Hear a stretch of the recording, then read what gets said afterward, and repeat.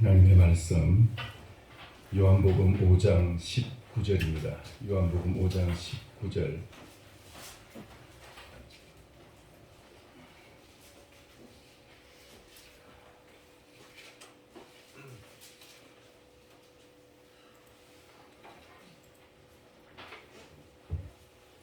요한복음 5장 19절.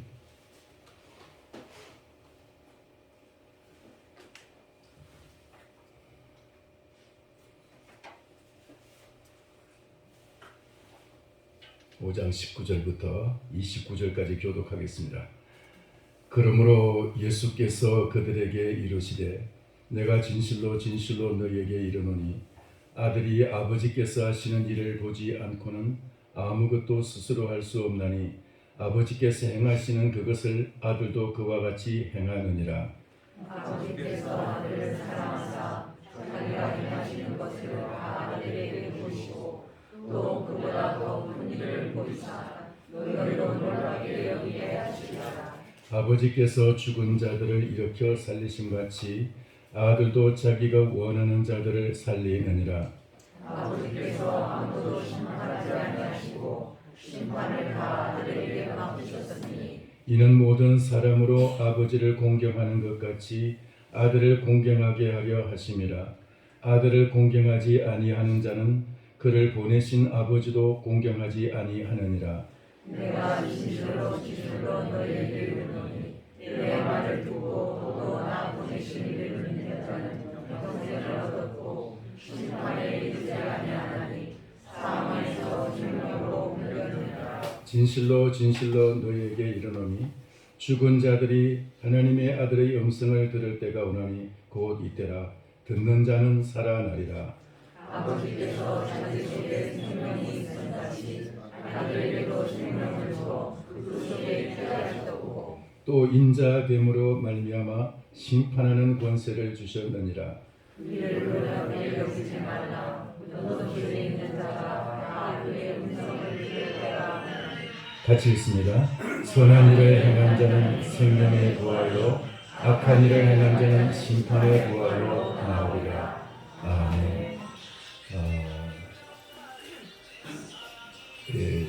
다시 특송을 하나 듣도록 하겠습니다.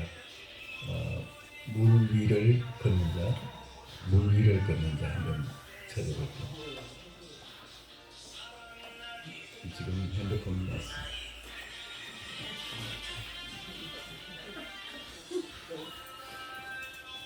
물 위를 걷는 자.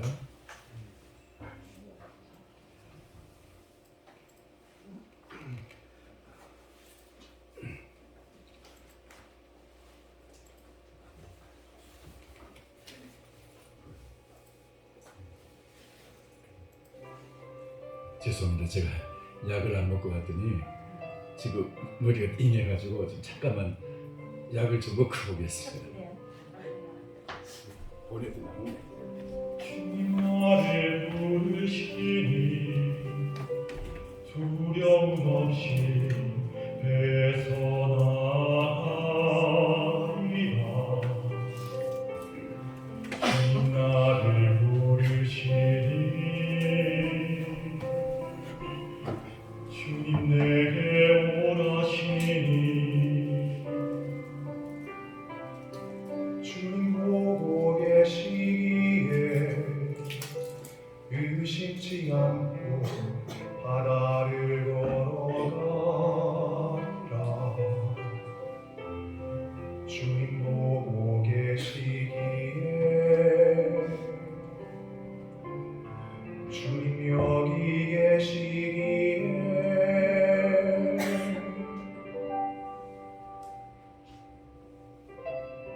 주님 여기 계시기에 바다가 만삭이 되고 주님 여기 계시기에 반석 위를 내가 걸어가리라. 주님 여기 계시기에 차갑지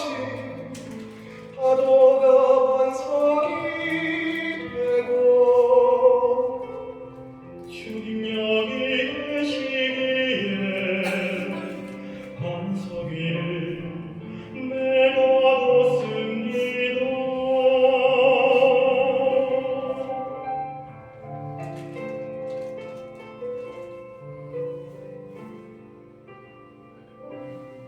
주님 보고 계시기에 의심치 않고 바다를 걸어가리라. 주님 보고 계시기에 주님 여기 계시기에 주님 여기 계시기에 이 바다가 반석이 되고 주님 여기 계시기에 반석 위를 내가 걸어가리라. 주님 여기 계시기에 더 멋진 파도가 반석이 되고 주님 여기 계시기에 반석 위를 내가 걷습니다. 주님 여기 계시기에 반석 위를 내가 걷습니다.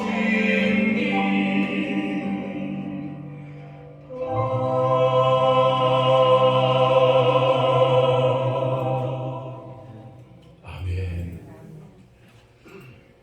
자, 기도하겠습니다. 살아계신 하나님, 정말 주님께서 이 땅에 세우셨사오니 이 시간 하나님의 말씀을 선포하는 주님의 도구로서 써주시고 말씀을 증거할 때 하나님의 성령의 역사가 강하게 나타나셔서 우리 모두에게 참으로 그 말씀이 주의 성령의 음성으로 들려지게 하여 주옵시고 말씀이 깨달아지고 믿어지고 말씀이 우리에게 생명으로 역사하게 하옵소서. 말씀이 우리의 영혼을 깨우쳐 주시고 말씀이 우리의 영혼에 빛을 주시고 진실로 말씀이 우리에게 생명이 되셔서 이 사망의 길과 이 심판의 길을 면하게 하여 주옵시고 진실로 하늘의 영광과 상급과 하늘의 기업에 참여하는 모든 주의 성도들 복된 성도님들이 되게 하옵소서. 예수님의 이름으로 기도하옵나이다. 아멘. 할렐루야. 이 코로나는 여러분 앞으로 다음 세대가 이전 세대로 돌아갈 수 있을지 궁금할 정도로 너무나 빨리 다음 세대로 이렇게 변화시켜가는 그런 어떤 문화적인 충격을 가져오고 있습니다. 전 세계적인 변혁의 사건, 코로나로 인해서 이런 변화와 혁신이 일어나고 있는데 여러분 온 그 지구적인 이런 그 변화가 여러분 지금만 일어난 것은 아니죠. 하나님께서 천지를 창조하신 이후에 몇 번의 그런 그 지구적인 그런 변화가 있었습니다. 하나님이 천지를 처음 창조하셨을 때는 지금의 환경과는 비교할 수 없는 정말 아름답고 복된 그런 환경이었죠. 하나님이 보시기에도 완전한 흠잡을 수가 없는 하나님이 보실 때도 좋았던 멋진 원더풀한 그런 환경이셨어요. 그런데 그 환경이 갑자기 격변하는 시간 그 일이 생깁니다. 그 사건이 바로 창세기 3장에 나오는 선악과 사건입니다. 선악과 사건으로 해서 하나님과 인간의 관계가 깨어지면서 하나님과 인간이 서로 이제 갈라지면서부터 그때부터 인간은 이 에덴 동산을 잃어버리게 되고 그리고 이제 살아가는 모든 환경들이 이전 에덴 동산과 전혀 다른 아주 정말 그 살기 힘들고 각박하고 너무나 좀 이제 팍팍한 그런 삶의 환경이 펼쳐지게 되었습니다. 그러니까 땀을 흘리고 열심히 노력해서 겨우 먹고 사는 오늘날 비슷한 그런 이제 환경이 오게 되었어요. 이게 이제 창세기 이제 그 3장에 나오는 선악과 사건이고 그러나 그것으로서 끝나지 않았어요. 그리고 인간이 계속해서 범죄하면서 인간이 또 이제 많이 이제 확산되고 전 세계에 이제 퍼지면서 인간이 그 죄가 너무나 간영하니까 하나님이 또 다른 이제 변혁의 사건이 생깁니다. 그게 노아의 홍수 사건. 창세기 6장에 나오는 노아의 홍수 사건은 지구 전체적인 사건이었고, 이 사건도 역시 마찬가지로 새롭게 뒤집어지는 사건이었는데, 이로 인해서 또 이전과 다른 그런 환경이 되었어요. 그 이전에는 지구의 모든 인간의 수명이 1000년 가까운 900살 이상 계속 살아가는, 아버지도 아들도 그 손자도 계속해서 900살 이상 살아가는 그런 환경이었는데, 이제 노아의 홍수가 지나고 나면서 이 환경, 이제 그 자외선이 막 지구에 침투하는 것이라든가, 또 이제 그 남극과 북극의 이제 이라든가, 지구의 여러 가지 환경들이 너무 이제 나빠지면서, 지구의 그 모든 그 온난하던 그 지구가 이제는 막 너무 뜨겁고, 너무 춥고, 하여튼 이런 그 격변의 그런 지구로 바뀌면서, 또 한 변화가 있는데, 인간의 수명이 900살에서 800, 700, 600, 이렇게 대가 이어갈수록 100살씩 줄어가는 엄청난 격변이 일어나게 됩니다. 그러니까 그만큼 지구와 환경이 그만큼 이제 아주 열악해졌다는 것이죠. 그리고 또 한 번 일어나죠. 창세기 10장쯤 나오면은 이제 무슨 사건이 나오죠? 바벨탑 사건이 나옵니다. 인간과 인간끼리 서로 대화가 안 되는 거예요. 말이 안 통하는 거예요. 사상도 안 통하고 생각도 안 통하고 서로가 그냥 꽉꽉 막혀버리는, 인간과 인간의 단절스러움. 그래서 서로 말 통하는 사람들끼리 서로 이제 분리돼서 뿔뿔이 흩어지고 하는 그런 시대. 이 바로 바벨탑으로인한 어느 혼잡의 시대가 또 오게 됩니다. 이것이 창세기 11장까지 이렇게 해서 이 짧은 기간 동안에 이제 성경에서 이 지구상의 인류에게 그 격변의 그 시대가 오는데, 그 이후로 바벨탑 사건 이후로 지금까지 살아오면서 그렇게 지구적인 그런 격변이 별로 없었어요, 사실. 그러다가 이제 그 흑사병이라는 것이 한 10번 이상 이제 지구에서 일어나게 됩니다. 그래서 이제 그러니까 수천만 명씩, 수천만 명씩 죽기도 하고 그렇게 해도 됐는데, 그래서 이제 영국, 프랑스, 이태리 이런 나라들도 인구의 약 3분의 1 혹은 3분의 2가 죽어가는 그런 일이 생기거든요. 그런데 오늘날 지금 이제 이 코로나는 그때를 그런 이제 흑사병과 같은, 혹은 이제 노아의 홍수와 같은 어떤 그런 격변이 아닌가 싶을 정도로 그런 지금 이제 변화가 지금 일어나고 있어요. 대면 서로 허물없이 사람 집단적으로 모여가지고 열광적으로 그 집회도 하고 열광적으로 모이던 그런 시대가 이제는 비대면의 사이로 점점 변화돼가는, 이것이 점점 더 심해지지 않을까, 더 촉진하지 않을까, 그런 이제 우리 생각을 하게 만드는 것입니다. 자, 이런 시대에 우리는 그래도 우리가 돌아가야 할 곳이 있습니다. 우리가 붙잡아야 될 것이 있습니다. 우리가 진정으로 우리가 살아나야 되면, 우리가 정말 사람답게 살려면은 우리가 붙잡아야 될 것이 있는데, 그것이 하나님의 말씀입니다. 말씀을 붙잡을 때 어떤 변화된 지구 환경 속에서도, 어떤 아무리 연약한 환경 속에서도, 아무리 정말 살기 힘든 그런 정말 그 환란이 오더라도 하나님께서 반드시 그 가운데서도 새 생명을 주시고 새로운 영광스러운 새로운 길을 열어주실 줄을 믿습니다. 우리는 지금 이 시대에 살아가면서 우리가 이제 앞으로 시대는 정말 살맛없는 세상이 아닐까 혹시 여러분 두려워한다든가 염려하신다면 오늘 하나님의 말씀 앞에 다시 한번 집중할 수 있게 되기를 축원합니다. 우리가 읽은 이 말씀 속에서 예수님께서 이제 두 가지를 말씀하세요. 첫 번째는 주님이 아버지로부터 위임받은 당신의 사명이 무엇인지를 말씀하고 계셔요. 사명이 19절 먼저 한번 읽어보시겠습니다. 같이 읽겠습니다. 19절. 그러므로 같이 읽겠습니다. 그러므로 예수께서 그들에게 이르시되 내가 진실로 진실로 너희에게 이르노니 아들이 아버지께서 하시는 일을 보지 않고는 아무것도 스스로 할 수 없나니 아버지께서 행하시는 그것을 아들도 그와 같이 행하느니라. 아멘. 죄송합니다. 이전 얘기해서 삼성그룹을 처음 초대 창업주가 자기 아들에게 물려줄 때 첫째 아들, 둘째 아들에게 제쳐놓고 셋째 아들에게 물려줬어요. 그 이유가 뭐냐? 첫째 아들, 둘째 아들은 너무 똑똑해가지고 너무 잘나가지고 아버지 그러면 안 돼요. 그래서 아버지 이렇게 했으면 좋겠어요. 막 이게 많았어요. 너무 똑똑해가지고. 근데 셋째 아들은 늘 배우는 자세이고 아버지에게 순종하는 자세이고 늘 모든 것을 연구하는 자세이고 늘 그렇게 이제 배우는 자세로 있었고 아버지가 무슨 말하면 예하고 순종하는 자세예요. 셋째 아들에게 물려줬어요. 이 셋째 아들은 우리나라 최고의 기업을 세계 몇 대가 안 가는 세계적인 이제 세계 열 손가락 안에 드는 그런 대기업으로 키워냈어요. 그 사람이. 네, 참 잘 물려준 거죠. 똑똑한 아들이 아니고 순종하는 아들에게 그 기업을 물려줬어요. 그랬더니 그렇게 키웠어요. 자, 왜 이를 얘기하느냐? 오늘 여기 말씀 바로 그 말씀. 아버지께서 아들에게 뭔가를 이제 물려주려고 하실 때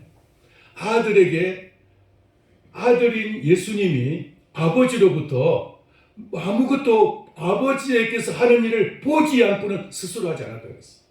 스스로 할 수 없었다고 그랬어요. 제가 어린 시절 성장하는 과정에서 이제 주변에 이제 다 농사 짓는 그런 환경이 있습니다.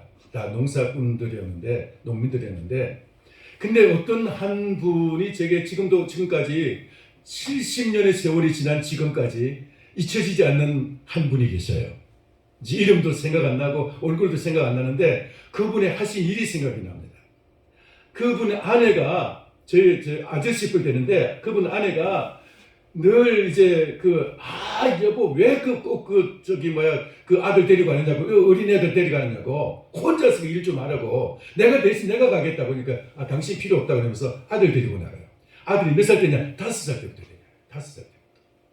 5살 때부터 아들 데려가지고 그냥 농가에서 그냥 아버지는 일하고 농가에서 구경을 하더라도 그 농가에서 구경을 하게 만들어요. 네? 그러면서 7살 때부터는 일을 같이 하게 해요. 옛날에 논 매는 게 얼마나 힘듭니까? 벼 사이로 이제 김 매는 것이 얼마나 힘듭니까? 그걸 같이 따라해요. 같이. 다 7살 먹은 애가. 얼마나 하기 싫겠어요? 근데 기어코 따라다니면서, 데리고 다니면서 얘가 같이 가면은 내가 일이 잘 된다고. 얘 안 데리고 가서 일하는 것보다 얘 데리고 가서 일하면 내가 곱으로 일이 더 잘 된다고. 그래서 꼭 애를 데리고 다녔어요. 근데 제가 그때는 이해를 못했어요. 근데 제가 지금은 이해를 해요. 그게 바로 장인이 자기의 아들들을 훈련시키는 과정이었어요. 옛날 고대 시대의 장인들은 철공, 도공, 어떤 목공 이런 장인들은 자기의 아들들에게 자기의 기술을 물려줄 때 항상 어린 시절부터 그걸 보게 하고 장난치고도 같이 옆에서 이제 그 일을 통해서 이제 보면서 그 일 장난치게 하고 같이 일을 하게 하고 어려서부터 그걸 같이 시켰어요. 어려서부터. 그렇게 해서 그것을 보고 잘하고 그것을 보는 대로 이제 성장하게 하고 보는 대로 그것을 하게 하고 그래서 어려서부터 그렇게 기본적인 것부터 시키기도 하고 가장 기초적인 것을 시켜가면서 그러면서 10년, 20년 지나면서 자연스럽게 아버지의 그 모든 것을 물려받게 되는 거예요. 근데 하나님께서 바로 그 일을 하시는 거예요. 오늘 여기 말씀 보니까 19절 보니까 아버지께서 행하시는 것을 보지 않고는 아무것도 스스로 할 수 없나니 예수님이 무능하셔서 그렇습니까? 예수님이 무능하신 분입니까? 아니에요. 예수님도 전능하신 아버지와 동등한 권력과 동등한 능력을 가지신 분이세요. 본질적으로 예수님은 동일하신 분이세요.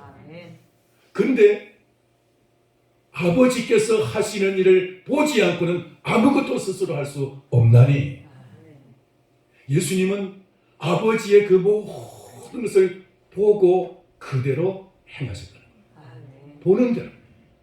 아무것도 아버지께서 행하시는 일 이해할 것을 하지 않으셨어요. 전능하신 아버지가 하시는 그대로, 예수님도 전능하신 예수님이지만 다른 일을 하지 않고 그대로만 하시는 거예요. 장인은 아버지로부터 그 기술을, 그 모든 이제 그 정신을 물려받는 것처럼 그렇게 예수님은 아버지로부터 그걸 다 이어받으셨어요. 여러분, 자녀들이 아버지로부터 이런 것을 물려받을 수가 있다면 그 자녀는 대단히 복되는 자입니다.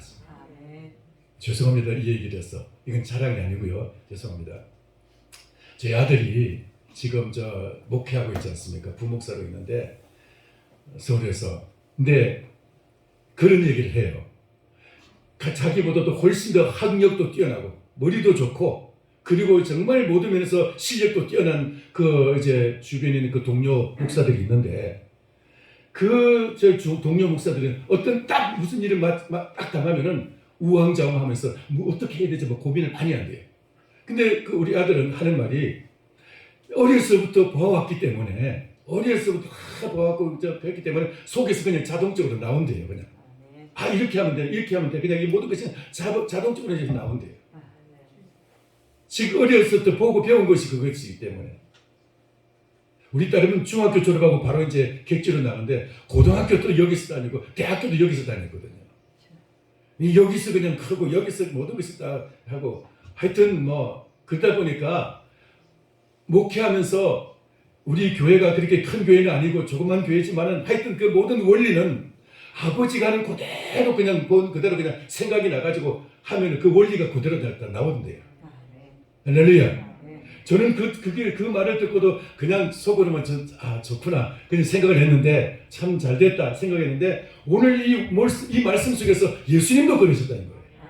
할렐루야. 예수님이 바로 아버지가 하신 그대로 예수님은 그대로 행하신 거예요. 목사 참 그것도 참 감사한 일이죠. 그냥 어려서 본 그대로 그냥 행하는 거예요. 그래서 예수님이 바로 아버지가 행하신 그대로 행하셨다는 것을 여기서 이제 말씀하고 계시면서 근데 무슨 행하셨느냐? 여기 지금 두 가지를 보여주고 계세요. 무엇을 행하셨느냐? 20절 아버지께서 아들을 사랑하사 자기가 행하시는 것을 다 아들에게 보이시고 또 그보다 더 큰 일을 보이사 너희를 놀랍게 여기게 하시리라. 아버지께서 행하시는 것을 아들도 행하게 하시고 또 뿐만 아니라 그보다 더 큰 일도 보이시고 그보다 더 큰 일을 보이사 그보다 더 큰 일을 보이사. 이게 무슨 말이냐면 아버지가 하시는 일보다 더 아들에게 더 큰 일을 보이신다는 거예요. 할렐루야. 아버지가 행하시는 것보다 아들에게 더 큰 일을 행하게 하십니다. 그보다 더 큰 일. 따라서 합시다. 그보다 더 큰 일. 그보다 더 큰 일. 저보다 아들은 더 목회를 잘하는 것 같아요. 보니까 찬양도 더 잘하고 운동도 잘하고 하여튼 잘하는데 예수님도 아버지께서 행하시는 일뿐만 아니라 아버지께서 그대로 본받았는데 아버지 하시는 일보다 더 큰 일을 갖다 행하시겠다는 거예요. 할렐루야. 지금 그렇게 말씀하는데 근데 아직까지는 아닙니다. 진짜 예수님이 아버지로부터 위임받아가지고 그러면 행하시는 일이 뭐냐? 21절이에요. 21절. 아버지께서 죽은 자들을 일으켜 살리심 같이 아들도 자기가 원하는 자들을 살리시느니라. 할렐루야. 아버지께서 죽은 자들을 일으켜 살리심 같이 아들이신 예수님도 자기가 원하는 자들을 살리신다고요. 예수님은 아버지가 생명의 하나님이신 것을 알고 그래서 생명 없는 자에게 생명을 불어넣으시고 그리고 뿐만 아니라 죽은 자도 살리시는 것처럼 예수님도 그런 이제 능력을 가지고 당신이 원하는 자들을 살리신다고. 죽은 야이로의 딸에게 찾아가서 주님은 그 야이로의 딸을 살리셨습니다. 죽은 나사로가 무덤 속에 묻혀서 이미 죽은 지 4일이나 되었고 냄새가 날 텐데도 그를 무덤에서 나오게 하셨습니다. 주님은 원하시는 자들을 살리신다고 그랬어요. 할렐루야. 그런데 원하시는 자만 살리시는 게 아니고 또 주님은 또 하시는 일이 있는데 그게 뭐냐? 그게 뭐냐 하면은 22절 아버지께서 아무도 심판하지 아니하시고 심판을 다 아들에게 맡기셨으니 할렐루야. 아버지 하나님은 이제는 아무것도 심판하지 아니하시고 심판하는 권세를 다 누구에게 맡겼어요? 아들에게 다 맡겼어요. 아들에게. 심판의 권세를 맡겼어요. 무슨 말이냐면 다스리는 권세를, 통치의 권세를 아들에게 다 맡기셨다. 온 우주를 다스리고 온 우주를 갖다가 이제 그 통치하는 그 권세를 아들에게 다 맡기셨어요. 여러분 창세기 보면은 바로가 이제 그 흉년이 들기 전에 바로가 그 꿈을 해석한, 자기의 꿈을 해석한 그 요셉에게 인장관지를 빼주면서 이 모든 권세를 내가 네게 맡깁니다. 내가 너보다 높은 것은 이 자리밖에 없다. 자기 앉은 자리밖에 없다. 그러면서 이 나라가 네가 명하지 않고는 손가락 하나도 움직일 놈이 없을 것이다. 죄송합니다. 손가락 하나도 움직일 사람이 없을 것이다. 모든 이 땅의 모든 일들이 다 너의 명에 따라서 움직여질 것이다. 모든 권세를 다 그 요셉에게 다 맡겼어요. 근데 아버지께서 그렇게 모든 권세를 다 맡긴 것이 예수님께 첫 번이 맡긴 것이 아니에요. 사실은 아버지께서 첫 번째 맡긴 것은 먼저 사단에게 맡겨졌어요. 사단이 아버지로부터, 이 하나님 아버지로부터 이 권세를 받아가지고 이 세상을, 지금 이 지구가 아니고요. 지구가 창조되기 이전에 하늘의 모든 이제 그것을 다스리게 했는데, 하나님이 하셨는데, 그런데 그 사단은 그만 실패하고 말았어. 왜 실패했느냐? 그것은 아버지에게 순종하지 않고 거역하고 말한 거예요. 아버지의 뜻에 순종한 것이 아니라 내 생각이 이렇게 했으면 좋겠다고. 내 생각이 이렇게 했으면 좋겠다고. 그러면서 아버지 하나님 제가 하겠다고. 이래가지고 스스로 하나님을 제쳐놓고 자기 스스로 하나님 노릇 하려고 하다가 그만 거기서 쫓겨나고 말았어. 그게 사단이에요.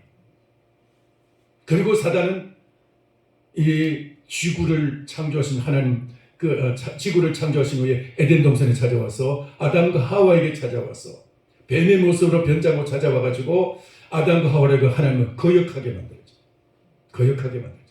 이게 바로 사단이 한 일이에요.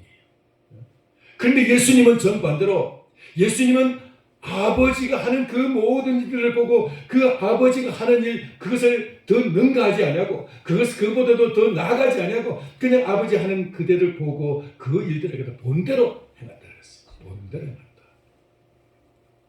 더 큰 일을 맡기셨고 더 큰 일을 행할 수 있지만 예수님은 아버지가 말씀하신 대로, 아버지의 뜻대로, 아버지가 보이신 대로 그대로 행하셨다 그랬어요. 예수님은 제가 언제가 좀 하나님이 걱정이 됐습니다. 하나님이 걱정이 돼가지고 하도 쿠데타들 지금 미얀마 쿠데타 일어났잖아요. 그 걱정이 돼가지고 아니 예수님께서 그렇게 모든 걸 다 맡기면은 예수님도 사단처럼 그렇게 그냥 하나님 제쳐놓고 그냥 지 맘대로 해버리고 하나님 그냥 업신여기고 만약 그렇게 되면은 어떡할까? 괜히 걱정이 되더라고요. 걱정이 돼가지고 하나님 이거 조금 너무 심한 거 아닙니까? 다 맡기면 어떡합니까? 조금은 남겨놔야지. 그렇게 생각했는데 걱정할 필요가 없었어요. 그게 뭐냐? 예수님은 아버지께서 말씀하신 것은 어디까지 순종하시냐면 십자가까지 순종하셨어요. 십자가까지. 십자가는 예수님의 순종의 제일 극치예요. 십자가는 예수님의 그 순종의 제일 꼭대기가 바로 십자가예요. 그러니까 예수님은 아버지로부터 모든 명을 받으셨을 때 어디까지 순종하시느냐? 죽기까지 순종하셨어요. 당신이 멸시당하고 버림당하고 아버지로부터 버림당하고 세상으로부터 버림당하고 세상의 멸시와 천대를 받으시고 모욕을 받으시고 당신의 피조물들로부터 그 손가락질 받고 멸시당하는 그 모든 일을 견디신, 수모를 견디신 그 십자가, 그것까지도 순종하심으로써 아버지께 절대 신뢰를 받게 되신 거예요. 아버지가 그런 거 있잖아요. 뭐 자라에게 놀란 가슴 뭐 소뚜껑 보고도 놀란다고. 사단에게 놀라셨는데 예수님께도 놀라실만 하지 않습니까? 그런데 예수님은 이제는 믿으실 수 있는 거예요. 왜요? 십자가까지 순종하셨기 때문에. 그 예수님의 이 순종은 아버지가 예수님에게 모든 것을 맡길 수 있는, 모든 것을 신뢰할 수 있는 그 근거가 된 것이 바로 십자가인 거예요. 그리고 우리 인생들에게도 예수님의 그 십자가를 통해서 그 십자가를 믿고 따르는 자는 예수님과 같이 순종하게 되는 것이고, 예수님처럼 십자가까지 따라가는 것이고, 십자가를 지듯이 우리도 그렇게 죽기까지 우리도 복종하고 따라가는 것입니다. 그게 주님을 따르는 거예요. 예수님께서 어느 날 또 이제 어머니와 동생들이 이제 찾아왔습니다. 바깥에 이제 사람들이 너무 많아가지고 가버나움에서 너무 많은 사람들이 많은데 바깥에서 어머니와 동생들이 밖에 서서 지금 찾습니다. 그러니까 예수님 말씀하시기를 누가 내 어머니며 내 아우들이냐? 내 말을 듣고 하나님의 말씀을 듣고 주님의 말씀을 듣고 그대로 행하는 자가 주님의 그 아우들이고 죄송합니다. 하나님의 말씀을 듣고 행하는 자가 형제요 자매요 모친이니라 그렇게 말씀하셨습니다. 이 말씀이 무슨 뜻이냐면은 여러분 저는 그 말씀이 어디까지인가 늘 이제 그게 궁금했어요. 어디까지 순종해야 되는가 궁금했는데 예수님이 아버지께 순종하실 때 십자가까지 질 때 그 순종이 됐어요. 근데 우리가 예수님을 따르는데 어디까지 순종해야 되냐? 우리가 부모 형제 놔두고 부모 형제보다도 정말 예수님을 더 사랑하고 공경하고 따를 수가 있습니까? 어디까지 따라야 우리가 정말 그렇게 따라갈 수 있을까요? 어떤 사람은 조국을 위해서 부모와 형제를 다 제쳐놓고 조국을 위해서 순국하는 사람이 있습니다. 자기 목숨을 바치는 사람이 있습니다.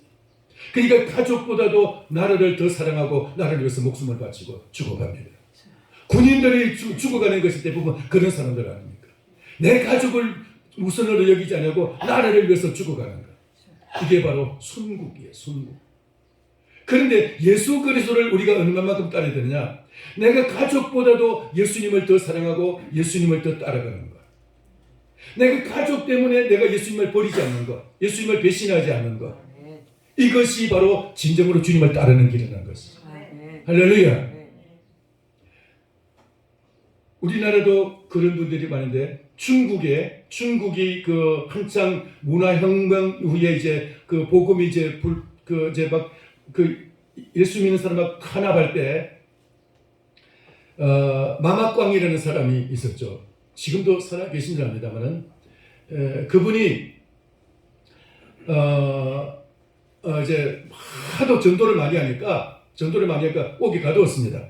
그래도 옥에서 가둔데도 막 감옥에서 전도하니까 아들을 갖다 데리고 왔습니다. 그리고 이제 그 어머니 보는 앞에서 아들을 갖다 대놓고 너 계속해서 예수 믿는다고 전도하면은 이 아들 죽이겠다고 예수 부인하라고 그랬습니다. 근데 막 울고 있는데 아들이 그 어머니에게 말합니다. 어머니 걱정하지 마세요. 나 예수님 사랑합니다. 예수님 사랑하니까 저 죽어도 괜찮아요. 어머니 절대로 예수님 부인하지 마세요. 그리고는 이제 이렇게 말합니다. 그리고 이제 아들이 죽었어요. 그 자리에서 죽었는데도 이 어머니가 아들을 부인할 수가 없잖아요. 그래서 아들을 네가 부인하면 아들 살려준다 하는데도 예수님을 부인할 수가 없었어요. 그래서 아들은 결국 죽고 어머니는 살아났어요. 그리고 나중에 이제 그 유럽에 이제 그 여러 나라들 이제 막 들고 일어나가지고 그 이제 추방을 시켜버렸습니다. 추방을 시켰는데 제가 왜 얘기를 했냐면 자식을 살리는 생명보다도 예수님을 더 따르고 예수님을 배신하지 않을 때 이게 진정으로 주님을 따라가는 길이라는 것이죠. 할렐루야. 예수님도 아버지의 말씀에 순종하는 것을 당신의 목숨보다도 더 귀하게 여기시는 거예요. 그게 바로 십자가인 것입니다. 할렐루야. 그래서 이제 아버지께서 예수님을 신뢰하실 수 있는구나. 예수님께 모든 것을 맡기실만 하구나. 예수님은 아버지로부터 하늘과 땅의 모든 것을 받으실 만한 분이시구나. 그것이 믿어지게 되는 거예요. 할렐루야. 여러분 믿으시기 바랍니다. 예수님은 안심하고 따라가도 절대로 아버지로부터 저 예수 따라가다 보면은 나하고는 또 잘못된 길이 갈 수 있는데 이럴 염려가 없어요. 하나님 아버지와 예수 그리스도는 십자가로 인해서 하나가 된 거예요. 십자가로 인해서. 그러니까 예수님은 우리가 안심하고 예수님을 지존자라고 부르고 예수님을 만왕의 왕이라고 부르고 만주의 주라고 부르고 예수님을 창조주라고 불러도 아버지 제쳐놓고 예수님을 나의 주 나의 하나님이라고 불러도 아버지가 질투하지 않는 것은 예수님이 아버지의 말씀을 죽기까지 복종하셨기 때문에 아버지가 예수님께 모든 것을 다 맡기실 수가 있는 거예요. 아버지도 예수님께 당신의 생명까지 다 맡기실 수가 있는 거예요. 할렐루야. 그래서 여기 지금 그 말씀 따라서 아버지로부터 모든 것을 받아가지고 생명을 살릴 수도 있고 심판할 수 있는 권세까지 다 받으셨다는 거예요. 당신이 원하는 사람은 살리고 원치 않는 사람은 죽이시는, 그냥 심판하시는 거예요. 예수님의 심판이 뭐냐? 이 땅에서 주님의 심판이 뭐냐? 그것은 로마서 1장에 보니까 내버리는 거라고 했어요. 내버려 두는 거. 로마서 1장에 보니까 그 더러움의 그 탐욕을 따라서 더러움에 내버려 두사. 그 다음에 한 번에 또 그 상실한 마음대로 내버려 두시고. 그 다음에 또 마지막으로는 로마서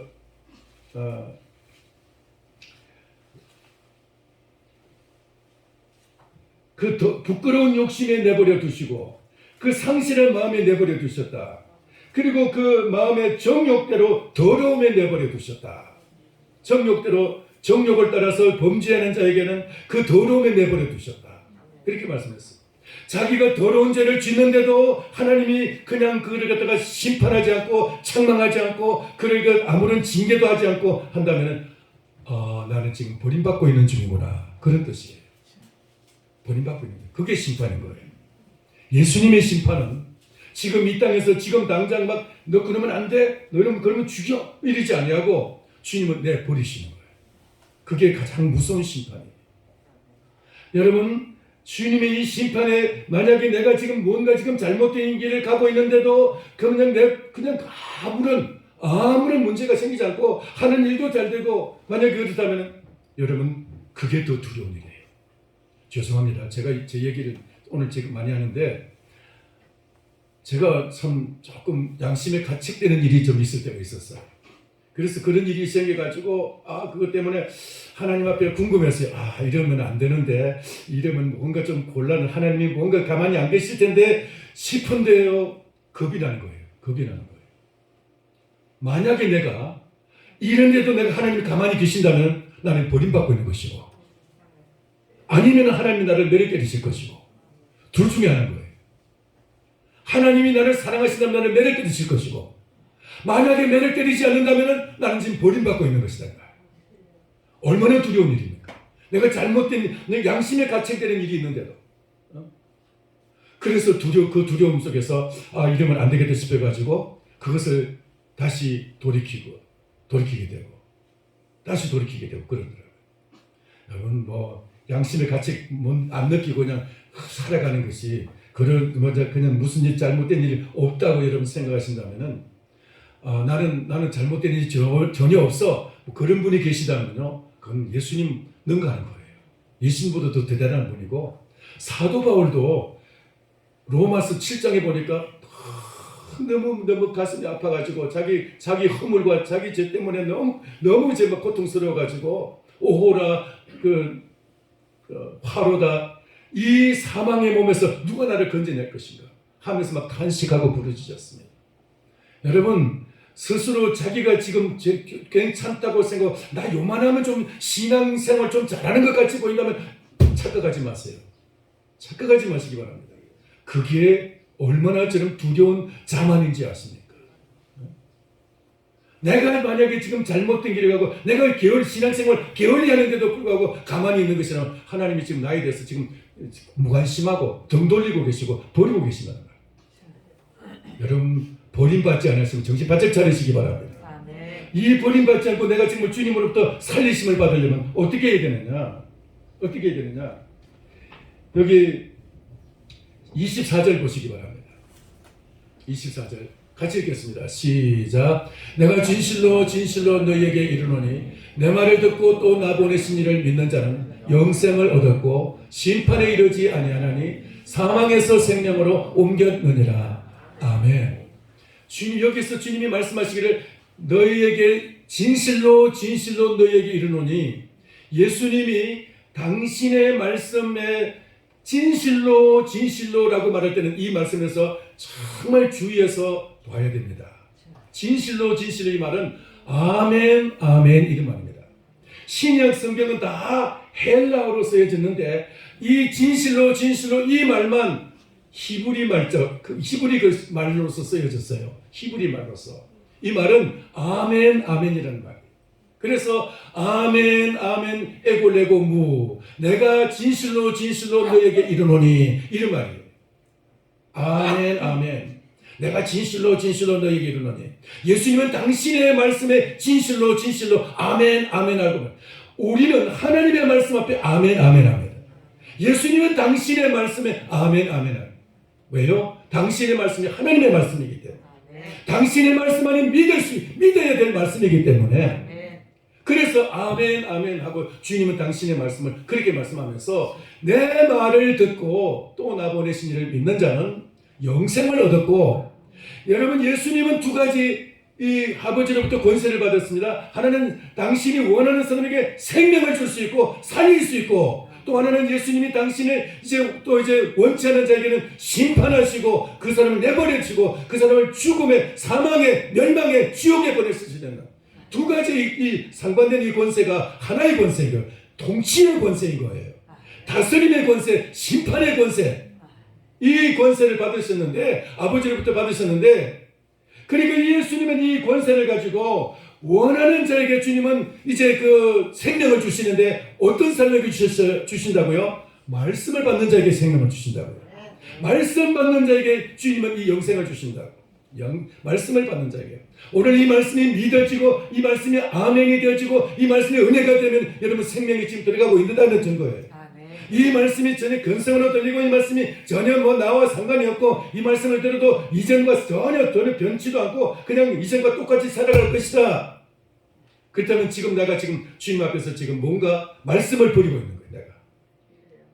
내가 말씀을 버리면 주님도 나를 버리시는 거예요. 주님이 어느 날 심판대에서 이제 어떤 사람을 못 번쩍했습니다. 그 사람이 항의하면서 주님, 내가 주님의 이름으로 병도 고치고 주님의 이름으로 귀신도 쫓아내고 죽은 자도 살리고 내가 주님의 이름으로 얼마나 큰 기적을 많이 해놨고 얼마나 많은 사람을 내가 살리고 전도했는데 주님 왜 저를 모른 척 하십니까? 네가 내 말대로 행하지 않았기 때문에. 내 말대로 행하지 않았어. 난 너를 모른다 그랬었어요. 내 말대로 행하지 않았어. 주님의 말씀을 따라서 행하지 아니하면은 모래 위에 지은 집과 같이, 모래 지은 집과 같고, 주님의 말씀을 따라서 순종하고 말씀을 따라 행한 자만이 반석 위에 지은 집과 같다. 할렐루야. 오늘 주님의 이 말씀을 따라서 말씀을 듣고 그 말씀을 믿는, 말씀을 따라서 아버지를 믿는 자는 영생을 얻었고 그랬습니다. 말씀 속에 생명이 있고 말씀을 듣고 아멘하고 순종하고 말씀을 따라서 그 말씀이 믿어지고 말씀이 은혜가 되어진다는 것은 말씀이 내 속에 지금 들어오고 있다는 거예요. 할렐루야. 이 말씀이 여러분에게 은혜가 됩니까? 그렇다면 여러분 지금 생명이 지금 들어가고 있는 거예요. 말씀이 믿어집니까? 그렇다면 여러분에게 생명이 지금 들어가고 있는 거예요. 말씀이 전혀 근성으로 그냥 뒷전으로 흘러가고 있다. 말씀이 버려진다. 그것은 내가 지금 하나님 앞에서 버림받고 있다는 증거예요. 오늘 여러분 분명히 이것을 말씀이 지금 내가 말씀을 어떻게 지금 내가 말씀에 대하느냐에 따라서 하나님의 말씀이 나를 지금 심판하고 있는 거예요. 내가 지금 생명을 주고 있는지 아니면 내가 심판에 의해서 버려지고 있는지 둘 중에 하나인 거예요.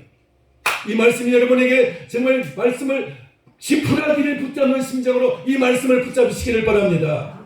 할렐루야. 말씀을 받을 때 그냥 갖지 마시고 지푸라기를 받고 이 지푸라기 놓치면 내가 죽는다 생각하죠.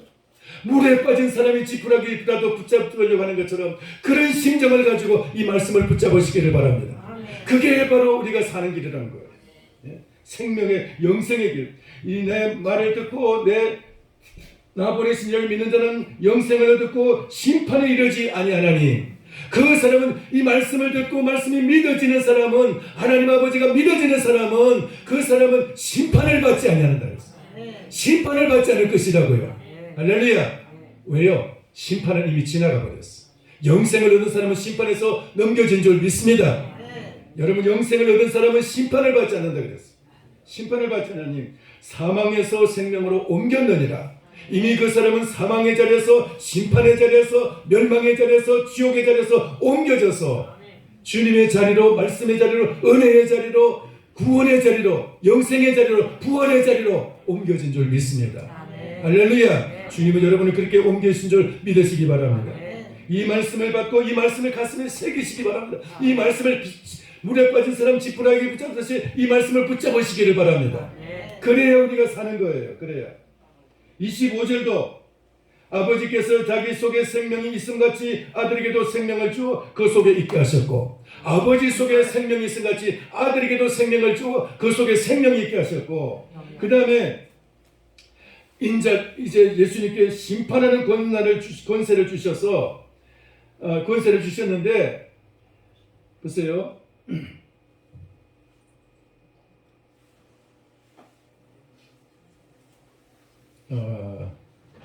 예, 25절. 진실로 진실로 아멘 아멘 두 번 나오는 것은 굉장히 중요한 말씀이라는 것이에요. 특별히 요한복음에서는 매우 중요한 말씀은, 예수님의 그 진리에 속한 정말 중요한 말씀은 진실로 진실로 아멘 아멘 두 번 말씀하시면서 지금 말씀하세요. 같이 읽겠습니다. 시작. 진실로 진실로 너희에게 이르노니 죽은 자들이 하나님의 아들의 음성을 들을 때가 오나니 곧 이때라. 듣는 자는 살아나리라.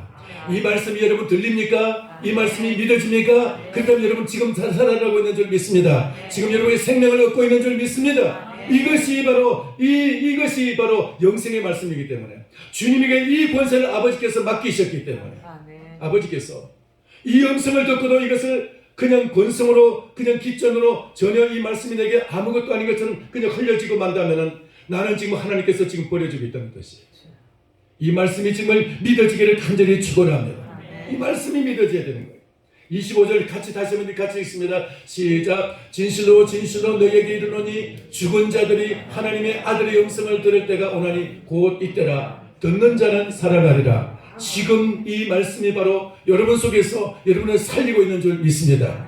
이 말씀을 여러분 가슴 속에 새기고 암송을 하고 이 말씀을 정말 이 말씀을 붙잡고 이 말씀을 내가 막 살기를 바라보지는, 그래야 우리가 사는 거예요. 몸이 살아있다고 육신이 살다고 사는 것이 아니라 정말 내가 이 말씀을 붙잡고 예수님의 말씀이 내 속에 생명을 준다고 믿고 이 말씀을 간절하게 정말 가슴 막 말씀을 새길 때, 그러면서 예수님을 붙잡을 때 주님이 여러분을 살리고 있는 것입니다. 할렐루야. 그래서 이렇게 살아나는 자는 심판을 받지 않고 사망에서 생명으로 옮겨졌어요. 언젠가 무덤에 있는 자도 이 음성을 듣게 되고, 그리고 이 음성을 들은 자는 무덤에서도 살아나게 될 것이, 나사로가 무덤에서 살아난 것처럼 무덤에서 살아나게 될 것이. 할렐루야. 주님이 그렇게 말씀하셨어요. 28절에서도 무덤 속에 있는 자가 다 그의 음성을, 주님의 음성을 들을 때가 오나니 선한 일을 행한 자는 생명의 부활로, 악한 일을 행한 자는 심판의 부활로 나오리라.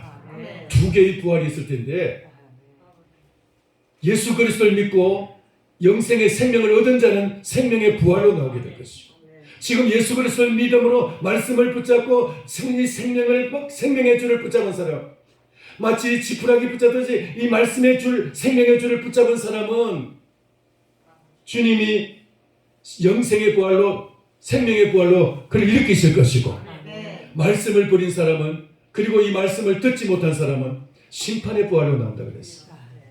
여러분, 우리가 지금, 미래는 멀리 있지 않습니다. 지금 이 자리에서 우리의 미래가 결정됩니다. 이 말씀을 붙잡고 말씀을 아멘하고 은혜로 받아들이고 말씀이 믿어지는 사람은 미래가 준비됐고 생명의 부활로 이미 준비된 사람이고, 할렐루야, 준비된 사람이고, 이 말씀을 지금 버리면은 우리는 심판의 부활이 준비된 사람이에요. 미래는 멀리 있지 아니고 다음에 올 장차 올 것이 아니라 지금 내가 결정하는 거예요. 지금 내가 결정하는 겁니다. 여러분의 선택에 따라서 결정이 되는 것이죠. 주님이 여러분 속에 주신 이 말씀이 생명의 부활로 이어지게 되기를, 영생의 부활로 이어지게 되기를 주님의 이름으로 축원합니다. 기도하겠습니다. 이 말씀 붙잡고 여러분, 오늘 이 주님의 이 말씀이 우리에게 생명이 되고 정말 이 말씀을 우리가 가슴에 새기고 이 말씀이 믿어지고 우리 기억을 통해서 우리의 정말 그 생각을 통해서 이 말씀이 계속 되새김질을 하면서 이 말씀이 정말 우리의 그 생명이 살아나고 영생의 능력이 자라는 저희들 되기를 원합니다. 우리 다 같이 저기 통성으로 기도하겠습니다. 살아계신 하나님 아버지, 은혜를 감사합니다. 아버지, 우리 주님께서 역사해 주셔서 저희를 주의 은혜 가운데 붙들어 주시고 하나님 아버지 하나님, 오늘 이 말씀과 같이 주의 말씀이 우리 가슴에서 생명줄로서 우리가 저를 붙잡고 주님의 이 말씀을 아버지에서 저를 놓지 않기를 원합니다. 주여 도와주시옵소서. 이 말씀의 줄을 붙잡은 저희들이 이 말씀이 아버지에서 우리 가슴에서 새겨지기를 소원합니다. 역사하여 주옵소서. 하나님 아버지, 주님 도와주시옵소서. 우리 주님께서 역사해 주셔서 이 말씀의 줄을 붙잡고 아버지께서 참 날마다 주님 안에서 살게 하여 주시옵소서. 주님을 벗어나지 않도록, 주님을 떠나지 않도록, 주님 우리가 이 말씀을 버리지 않도록 주여 주님께서 주여 저희들로 역사하여 주시옵소서. 주님 도와주시옵소서. 할렐루야. 주님 감사합니다. 주님 복성해 주시옵시고 주의 긍휼을 베풀어 주옵소서. 할렐루야. 주님 주관해 주시기를 간절히 바라옵니다. 아버지 하나님 역사해 주시옵시고 생명의 성령으로 역사하여 주시옵소서. 아버지 감사합니다.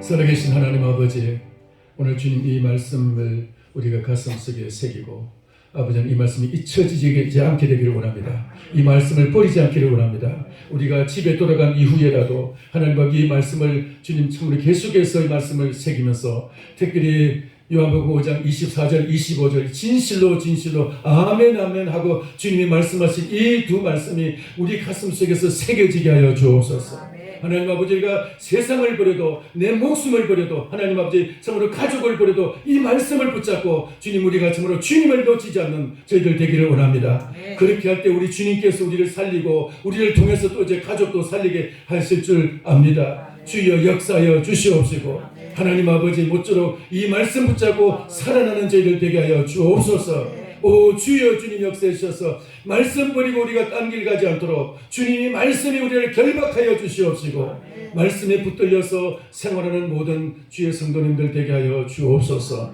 예수님의 이름으로 기도하옵나이다. 아멘.